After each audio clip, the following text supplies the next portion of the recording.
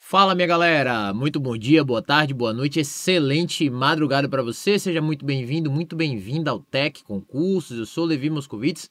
Ao longo de hoje, pessoal, vamos trabalhar com o crime de extorsão, previsto no artigo 158 do Código Penal, e que, sem dúvidas, é um dos crimes contra o patrimônio mais cobrados em avaliações de certames públicos. Então, se é muito cobrado em avaliações de certames públicos, certamente você verá aqui conosco no Tech. Beleza? Estamos trabalhando com os crimes contra o patrimônio. Já há aulas gravadas para você dos crimes de furto, roubo e hoje iniciaremos a análise sobre o crime de extorsão. Beleza? Lembre-se, se você ficar com alguma dúvida aqui dessa aula, manda para mim lá no Instagram, @LeviMoscovitz, essa dúvida, sua questão, sua crítica, sua sugestão. A gente está aqui para levar você até o seu sucesso.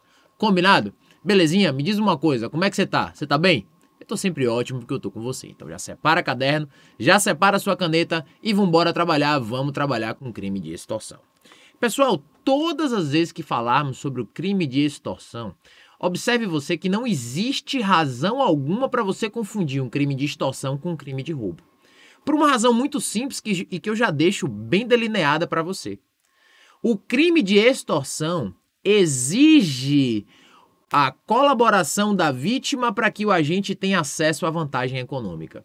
Ou seja, não estamos tratando de um crime patrimonial, você vai concordar comigo que o objetivo é ganhar alguma vantagem econômica, enriquecer ilicitamente, aumentar o seu patrimônio, concorda? Concordo. Pronto. Dentro dessa lógica, observe você que, enquanto que no crime de roubo fala-se em subtração, ou seja, eu vou arrancar de você, eu vou retirar de você. Você colaborar ou não colaborar comigo, eu terei acesso à vantagem econômica. Enquanto que falamos isso no roubo, no crime de extorsão é diferente. Porque no crime de extorsão iremos empregar essa violência ou grave ameaça para fazer com que você entregue. Para fazer com que você realize um comportamento que me garanta uma vantagem econômica. Então lembre-se sempre que todas as vezes que falarmos em extorsão, em qualquer nível, lembre-se que o crime de extorsão, ó, já deixei bem claro em suas anotações, exige colaboração da vítima para que o agente alcance a vantagem econômica pleiteada. Pleiteada não, né? Querida, por assim dizer. Então, dentro dessa lógica, já fazendo essa diferenciação, a ideia da extorsão é exatamente essa. A ideia da extorsão é, eu não posso tirar de João o que eu quero, mas eu posso obrigar João, mediante violência ou grave ameaça, a fazer o que eu quero. Então a ideia da extorsão é exatamente essa. Eu lembro que quando eu tratei aqui sobre o crime de constrangimento ilegal, eu disse o seguinte, olha, no constrangimento ilegal, eu vou obrigar alguém a fazer ou deixar de fazer alguma coisa que a lei não determina.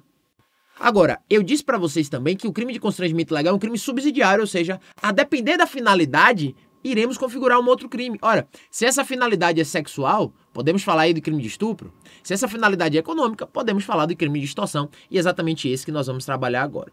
Beleza? Vamos lá? Constranger alguém mediante violência ou grave ameaça. Deixa isso aqui marcado que eu vou explicar o porquê.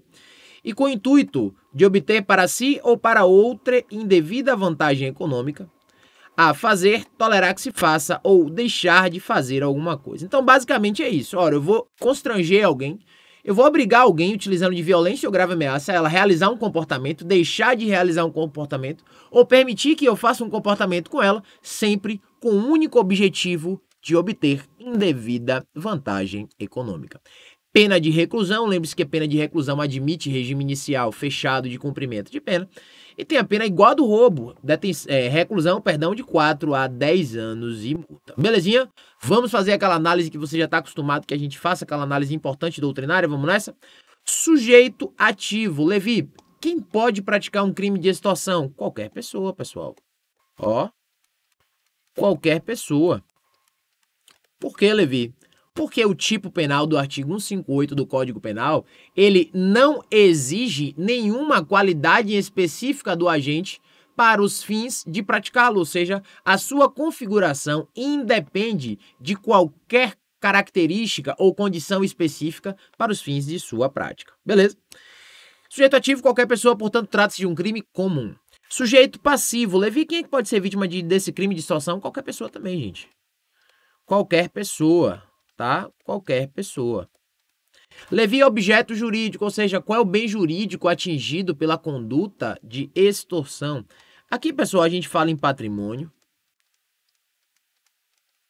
aliado à integridade física, se houver emprego de violência, e também aliado à liberdade, né? Porque você não terá a condição de exercer o seu livre arbítrio em determinada circunstância, beleza?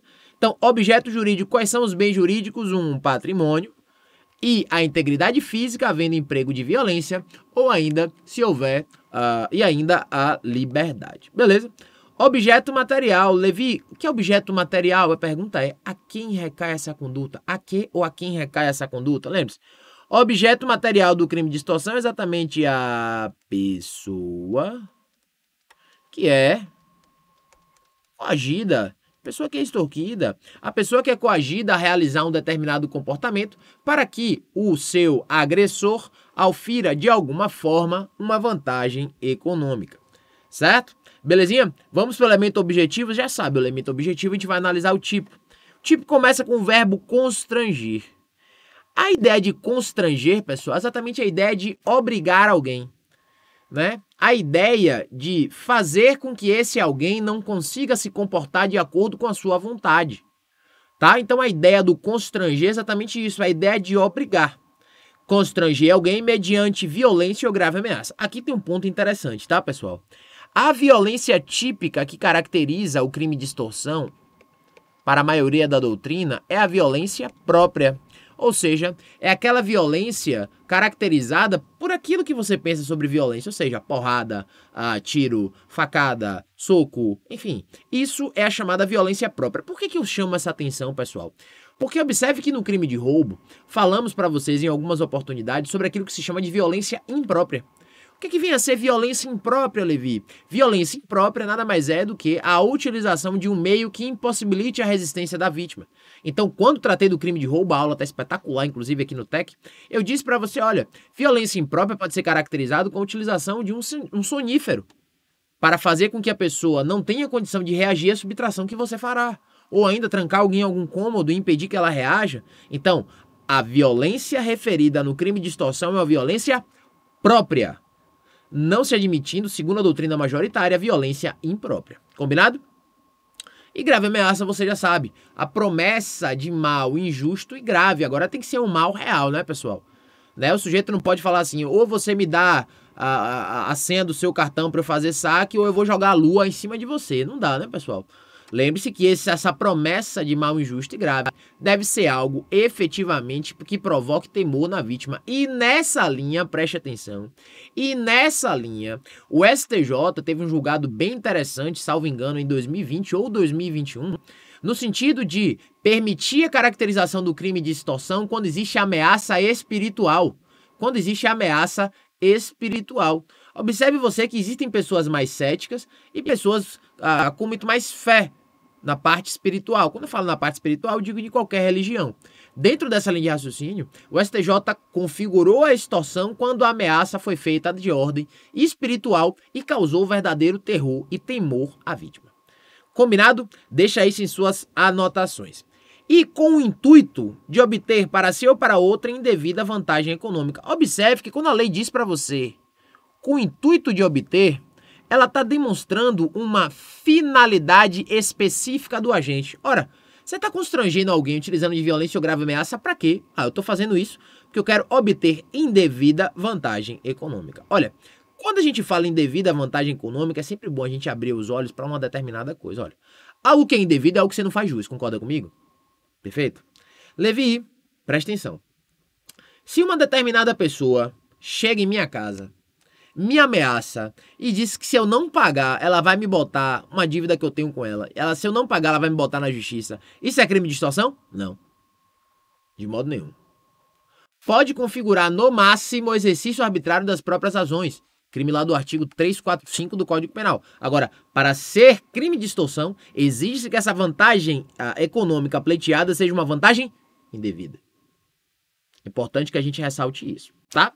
Então, como é que o sujeito vai obter essa vantagem indevida? Ora, com um comportamento ativo, com um comportamento permissivo ou com um comportamento omissivo da vítima. De algum jeito, a vítima vai fazer alguma coisa e, colaborando com a pretensão do criminoso, irá efetivamente ceder a indevida vantagem econômica. Belezinha? Elemento subjetivo. Levi, elemento subjetivo, qual é? O dolo, gente, o dolo. Sem dúvidas que é o dolo, né? Não existe prática de crime culposo, tá? Não existe prática de crime culposo aqui descrita. Lembre-se que só há crime culposo se a lei expressamente mencionar isso. Vamos para a classificação doutrinária, já sabe, velho. Classificação doutrinária, às vezes você olha assim e diz, pô, Levi, eu tenho que lembrar disso? Tem, velho. Tem, porque isso cai em prova, você precisa saber, até para compreender como é que o crime de extorsão funciona. Vamos lá? Classificação. Trata-se de um crime comum, por que, Levi? Porque pode ser praticado por qualquer pessoa, não se exige uma qualidade, uma condição específica do agente. Trata-se de um crime formal. Bem, lembre-se você que o crime formal é aquele crime que possui conduta e resultado naturalístico. Só que esse resultado naturalístico ele não precisa acontecer para o crime se consumar. Levi, a conduta é constranger alguém, concorda? Sim. E o resultado naturalístico é o sujeito obter para si ou para outra indevida vantagem econômica. O que eu estou querendo dizer? Eu estou querendo dizer que basta que o sujeito constranja outra pessoa utilizando de violência ou grave ameaça.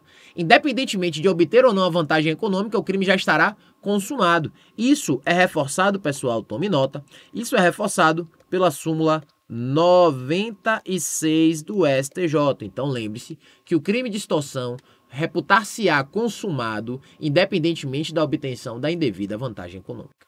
Belezinha? Trata-se de um crime de forma livre, por que, Levi? Porque a lei não impõe a maneira com que você deve realizá-lo.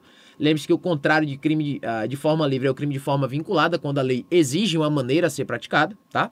Trata de um crime comissivo como regra, por quê? Porque a regra é que você tem que sair da sua inércia para os fins de praticá-lo, mas se recorde que é possível que exista a responsabilidade penal na forma omissiva se o agente delitivo tiver o dever de agir para impedir o resultado, ou seja, se ele for um garantidor e ciente dessa obrigação, quedar-se inerte. Isso tudo na regra do artigo 13, parágrafo 2º do Código Penal, que também tem aula aqui no TEC sobre isso, tá? Trata-se de um crime instantâneo, por quê? Porque uma vez praticado o crime reputar-se-á consumado e efetivamente não se fala em consumação que prolonga no tempo, tá? Deixa eu voltar aqui, pessoal, eu bati o dedo no mouse aqui sem querer. Trata-se de um crime de dano, tá? Portanto, provoca um dano à vítima, é efetivo, tá? Trata-se de um crime unissubjetivo, por quê, Levi? Porque trata-se de um crime que, na realidade, pode ser praticado tão somente por uma pessoa. Ou seja, o tipo penal não exige um concurso de 2 ou mais pessoas para os fins de ser praticado e é plurissubsistente porque, Levi, porque ele admite o fracionamento do iter criminis, ele admite o fracionamento do iter e, portanto, admite tentativa. Aí você vai me perguntar, Levi, e crime formal admite tentativa? Admite, jovem padawan, sem dúvidas admite. Quer ver um exemplo disso? Imagine que essa situação estivesse sendo feita mediante cartas, o sujeito não quis mandar e-mail, porque e-mail poderia ter sido rastreado, não quis mandar mensagem de WhatsApp, e ele mandou uma carta. Ele manda uma carta, e aí o que acontece? No momento em que ele manda a carta é interceptada. Então observe-se que ali não chegou ao conhecimento da vítima, mas a mensagem continha toda uma ameaça voltada à obtenção de vantagem indevida. Portanto, nesses casos, fala-se em crime de tentativa de extorsão. Beleza? É uma coisa que no mundo prático, no mundo real, é até difícil de se verificar, mas para fins de prova você não pode deixar de saber disso. Belezinha? Essa análise preliminar que nós fazemos, pessoal, lembre-se que se você ficar com alguma dúvida, vai lá no meu Instagram, @LeviMoscovitz, e conversa comigo para que você não tenha nenhuma dúvida e já saia daqui ligado para complementar seus estudos. Combinado? Belezinha? Sigamos. Observe-se que aqui, pessoal, vamos tratar desses 3 parágrafozinhos aqui, que esses 3 parágrafos caem em prova, que é uma beleza. Vamos nessa? Primeiro passo, extorsão majorada. Lembre-se que quando eu falar para você de um crime majorado ou circunstanciado, é um crime com uma causa de aumento da pena. Um crime com causa de aumento de pena. Vamos lá? Se o crime de extorsão é cometido por 2 ou mais pessoas ou com emprego de arma, aumenta-se a pena de 1/3 à metade. 2 pontos que eu gosto sempre de falar. Primeiro, pessoal, quando existe concurso de 2 ou mais pessoas, sempre me perguntam o seguinte, Levi, e se for um menor e um maior, vai configurar o concurso? Se for uma pessoa inimputável em razão de doença mental, vai configurar o concurso? Resposta, vai. Deixe bem claro em suas anotações que essa responsabilização aqui, ó, independe de inimputabilidade, não, independe de imputabilidade. Eu pensei numa coisa e escrevi outra. Bora lá. Independe de imputabilidade. Imputabilidade. Independe de imputabilidade. O que significa dizer? Significa dizer que, se um maior age junto com o menor para a prática de extorsão, restará configurada a causa de aumento de pena, embora cada um vai responder de acordo com suas regras legais, ou seja, o maior responderá na forma do Código Penal e o menor responderá na forma do Estatuto da Criança e do Adolescente. Mas, para fins de majorar a pena do crime de extorsão, independe de imputabilidade. Então, o maior responderá a causa de aumento de pena, mesmo que esteja agindo com um menor de idade ou com uma pessoa com deficiência mental. Beleza? Primeiro passo. Segundo passo, emprego de arma. Que arma, Levi? Qualquer arma. Qualquer arma, pessoal. Aqui eu me refiro à arma, seja ela branca, seja ela de fogo. Me refiro a uma arma que seja uma arma própria, ou seja, uma arma que foi criada para ser arma mesmo, como uma espada, como um punhal, como uma katana, ou ainda outro instrumento que possa servir como arma, embora não tenha sido criado para isso. Um estilete, um canivete, etc. Tá? Aumenta-se a pena de 1/3 a metade. Levi, eu preciso memorizar isso, a depender da banca que você vai fazer sua avaliação, precisa. Existem bancas muito mais legalistas e elas vão estar cobrando isso de você, então fique atento. Belezinha? Esse é o parágrafo primeiro. Parágrafo segundo, extorsão com resultado lesão grave ou morte. Vamos lá? Aplica-se a extorsão praticada mediante violência o disposto no parágrafo 3º do artigo anterior. Observe você, pessoal, que o disposto 3º no parágrafo 3º do artigo anterior nada mais é do que o que consta lá no artigo 157, que trata do crime de roubo.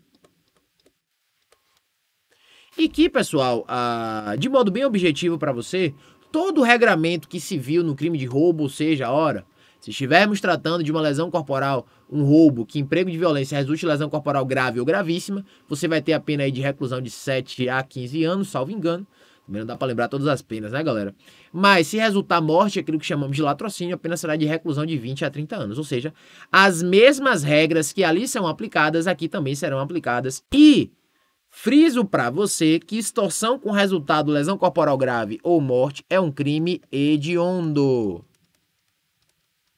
Tem previsão lá na Lei 8.072 de 90, tá? Advento, inclusive, trazido pelo pacote anticrime. A Lei 13.964 de 2019. Belezinha? Tranquilinho? Sem maiores questões aqui. Aí a gente entra onde, de fato, existe uma questão interessante, que é a questão do sequestro relâmpago. Pessoal, todas as vezes que você pensar no sequestro relâmpago, que você vir na sua prova sequestro relâmpago, você tem que ligar automaticamente ao crime de extorsão. Por quê? Porque o roubo tem uma conduta vinculada à restrição de liberdade e também nós falamos a extorsão mediante sequestro. E muitas vezes acaba confundindo essas três condutas e eu vou mostrar para você aqui que elas não podem ser confundidas. Vamos lá. Sequestro relâmpago. Se o crime é cometido mediante a restrição da liberdade da vítima, observe bem, e essa condição é necessária para a obtenção da vantagem econômica, ou seja, quando a restrição da liberdade no crime de extorsão for meio para a obtenção da vantagem econômica, a pena de reclusão de 6 a 12 anos, além da multa. E se resulta lesão corporal grave ou morte, aplicam-se as penas previstas no artigo 159, parágrafo 2º e 3º, que dizem respeito ao crime de extorsão mediante sequestro. Extorsão mediante sequestro. Observe bem, pessoal, que aqui a gente tem que ter fazer uma análise muito mais tranquila. A ideia do sequestro relâmpago é você pensar o seguinte: sequestro relâmpago é modalidade de crime de extorsão. Se é uma modalidade de crime de extorsão, eu vou exigir colaboração da vítima. Ou seja, para que exista a obtenção da vantagem econômica, a vítima precisa colaborar. Só que, ao invés de eu utilizar somente da violência ou grave ameaça, eu também restringo a liberdade dela e digo: você só sai daqui quando você me der a vantagem econômica. E, Levi, me dá um exemplo disso aí. Aquele velho e boa, aquela velha e boa não, né? Velha e péssima hipótese em que alguém é colocada num carro e é levado até um banco para fazer saques eletrônicos. Pergunto para você, se ele não colocar a senha lá, o dinheiro vai sair? Se ele não colocar as credenciais na conta bancária dele, o Pix vai sair? Isso é extorsão. Diferentemente do roubo. Porque no roubo você quer roubar um carro, quer roubar um celular. Se a pessoa não lhe der, meu amigo, você dá porrada nela e leva. Essa é a ideia que o criminoso tem na ideia de trabalhar com crime de roubo. Tá? Enquanto que na extorsão é necessário que a vítima colabore com você com o objetivo de efetivamente permitir que você tenha acesso à vantagem, à indevida vantagem econômica. Essa é a mudança que eu quero que você entenda. Enquanto que no roubo o agente pode utilizar da violência para arrancar o bem que ele quer, na extorsão isso não acontece. Tá? Então, vamos fazer um quadrinho aqui para você, eu até separei uma tela aqui. A gente vai fazer um quadro para você entender a diferença das três condutas, para não confundir roubo com privação de liberdade, nem sequestro relâmpago, nem extorsão mediante sequestro. Vamos lá, gente. Olha só. De um lado você tem o roubo. Ixi, bati aqui, gente. Desculpe. Roubo com privação de liberdade. Serve comigo, tá? Privação não, vou usar até o termo legal, que lá não usa privação, ele usa restrição. Tirar aqui, ó. Vamos voltar para cá. Com restrição de liberdade, vai estar lá no artigo 157, parágrafo 2º, salvo engano, inciso 5 do Código Penal. Se não for, gente, me perdoem, porque a memória não dá para lembrar tudo, mas a gente tenta, né? Por outro lado, você tem o sequestro relâmpago,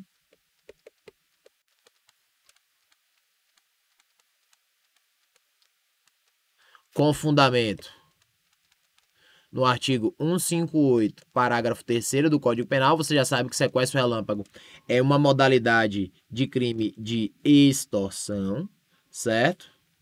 E por outro lado, vou escolher outra cor aqui para... Ó. Essa cor azul é bonita, a cor do TEC é bonita pra caramba. E por outro lado, você tem aqui, ó, extorsão mediante sequestro. Crime previsto lá no artigo 159 do Código Penal. Pessoal, veja só de que maneira a gente vai trabalhar aqui, tá? Quando eu falar para você no roubo com restrição da liberdade, lembre-se que a colaboração da vítima é dispensável. Ou seja, bem, você não quer me dar o que eu preciso não, eu vou arrancar de você. A ideia do roubo com restrição de liberdade é exatamente essa. Ponto 1. Ponto 2. Lembre-se que a restrição da liberdade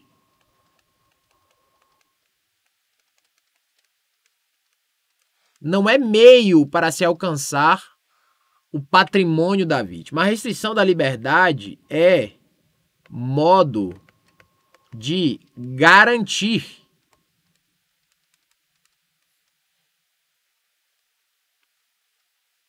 a prática delitiva. Ou seja, pessoal, na restrição da liberdade do roubo, essa restrição de liberdade não é meio para eu conseguir o que eu quero, eu já consegui. Eu só restringo a liberdade da vítima para fazer com que eu consiga concluir o meu intento criminoso, consiga a impunidade do crime, consiga garantir para mim a detenção da coisa. Então é o sujeito que vai roubar um carro, manda a vítima ir para o banco do carona e abandona a vítima em um local distante, em poder do veículo, ou seja, impedindo que a vítima chame o socorro público. Beleza? Impedindo que a vítima chame o socorro público. E lembre-se você que essa modalidade de crime de roubo é um crime hediondo. Tá? Com previsão lá na Lei 8.072, como você já sabe.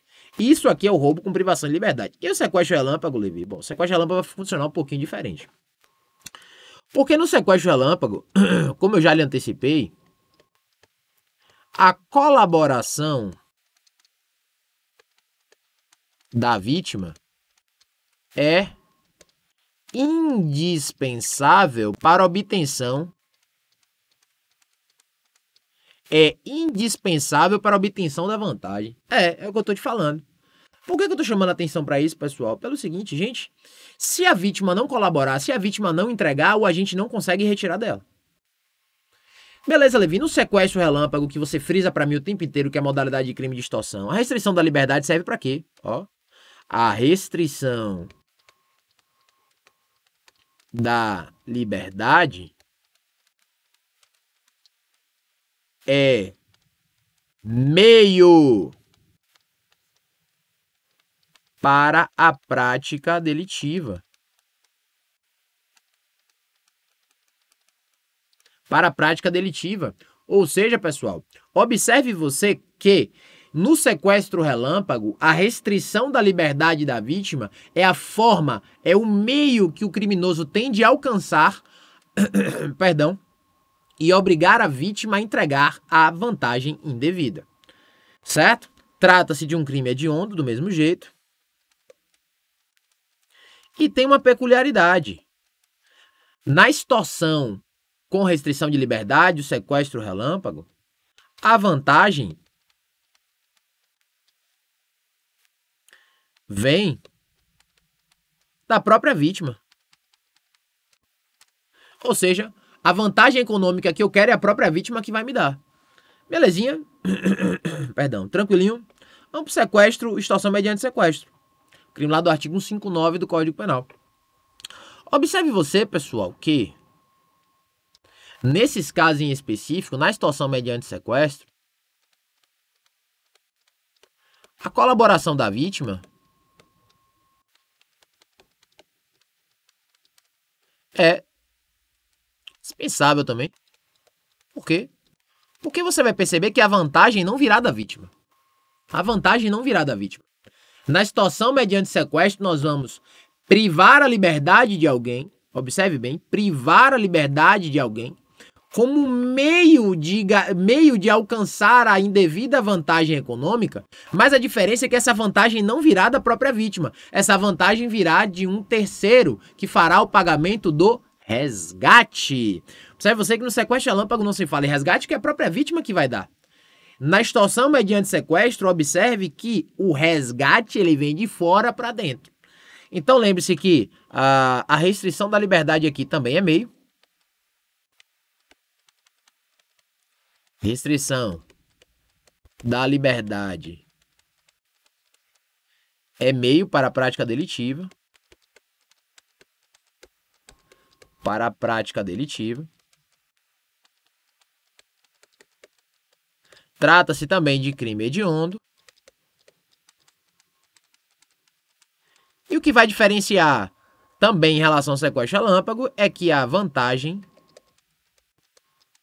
vem de terceiros, através do pagamento de um resgate, tá?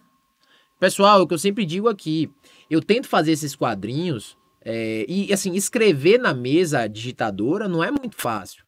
Então, num quadro que eu gosto, também dou aula, muita aula presencial, num quadro é diferente a gente trabalhar. Então, perdoe aqui o esboço da letra, mas o objetivo é tentar mostrar para você a diferença das três condutas para você não errar na sua prova, tá? E te prometo que se um dia você assistir minha aula presencial, você vai ver que a letra é bacana, mas aqui na mesa realmente fica um pouco complicado. Tá, pessoal? Então, assim, eu trouxe esse quadro aí com letras diferentes, com cores diferentes, exatamente para você matar a pau na sua prova e não errar. Fechado? Dito isso, pessoal, vamos trazer para vocês aquelas questões de fixação, aquelas questões que a gente retira do TEC exatamente para que você, trabalhe, para que você fixe o conteúdo que foi trazido para você. Então, você já sabe. Você vai dar um pause na questão, vai resolver a questão e depois você volta para que a gente tire todas as suas dúvidas. Combinado assim? Vamos nessa, galera. Vamos resolver mais uma. Vamos lá. Já deu seu pause? Se não deu pause, dê seu pause e volte para trabalhar comigo. Vamos nessa? Questão da banca FGV, Tribunal de Justiça do Paraná, juiz substituto 2023, mais uma questão. Dário, usuário eventual de cocaína, pretendendo cometer um crime, faz uso da droga para ficar mais ligado. Na sequência, já com capacidade de autodeterminação reduzida e usando um simulacro de arma de fogo, rende Elisa, exigindo dela que lhe faça um Pix no valor de R$ 2.000. Ao lhe passar os dados para a operação, contudo, Dário se confunde, fornecendo-lhe a chave Pix errada, vindo a transferência a ser feita para a conta bancária de um terceiro. Diante do caso narrado, é correto afirmar que Dário cometeu crime de extorsão. Vamos lá, galera, vamos analisar os fatos? Primeiro, a questão inicia afirmando que Dário, pretendendo cometer o crime, faz uso de droga. Ora, se o uso de entorpecente tem a finalidade de incentivá-lo à prática delitiva, fala-se naquilo que se chama de embriaguez pré-ordenada, que nada mais é do que uma circunstância agravante de pena, nos termos do artigo 61 do Código Penal. Na sequência, já com capacidade de autodeterminação reduzida e usando o simulacro de arma de fogo, rende Elisa, exigindo que lhe faça um Pix no valor de R$ 2.000. Aqui tem duas informações importantes. Primeiro, o fato dele ter a capacidade de autodeterminação reduzida não implicará nenhuma diminuição de pena em razão da teoria da actio liberi causa, ou seja, se anteriormente ele estava consciente e de modo consciente se utiliza do entorpecente, observe você que não vai haver qualquer diminuição, partindo-se da premissa de que não se trata de uma embriaguez decorrente de caso fortuito ou força maior.